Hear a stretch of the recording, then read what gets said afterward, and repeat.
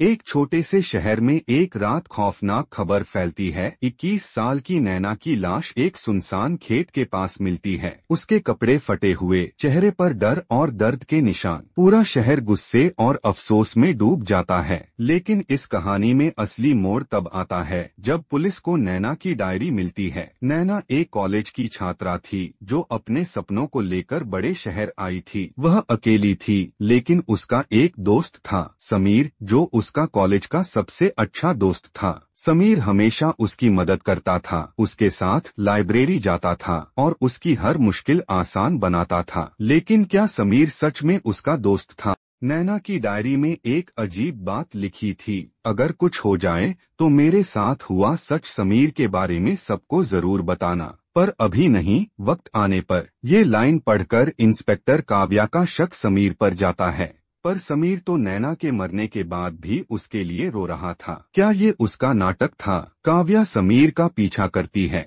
समीर के मोबाइल की location check करते ही पता चलता है कि उस रात वह वहीं खेत के पास था जहां नैना की लाश मिली थी। पर समीर के अलावा एक और शख्स था, रोहित, जो एक अमीर बिजनेसमैन का बेटा है और पहले भी लड़कियों को परेशान कर चुका था। काव्या नैना की सबसे अच्छी दोस्त पूजा से बात करती है।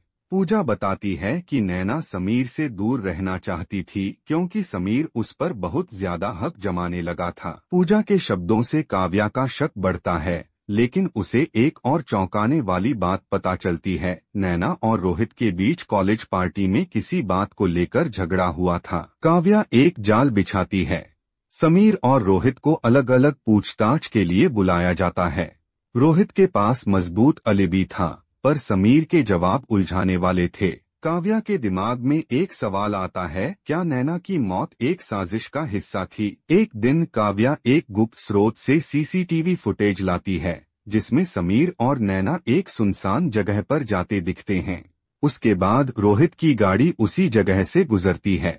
ये सबूत काफी थे दोनों को गिरफ्तार करने के लिए, लेकिन काव्या एक और राज खोलना चाहती थी। रोहित और समीर दोनों एक ही जेल में बंद होते हैं।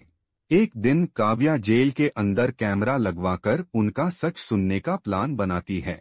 रोहित समीर पर चिल्लाता है, तू तो कहता था कि सब कुछ आसान होगा, तुझे बस उसे धमकाना था, मारना नहीं। समीर के मुंह से निकलता है, वो मुझे धोखा दे रही थी, उसका प्यार सिर्फ एक नाटक था, मुझसे दूर जाकर रोहित के साथ रहने का प्लान बना रही थी। ये सब सुनने के बाद काव्या समीर और रोहित दोनों के खिलाफ केस फाइल कर देती है।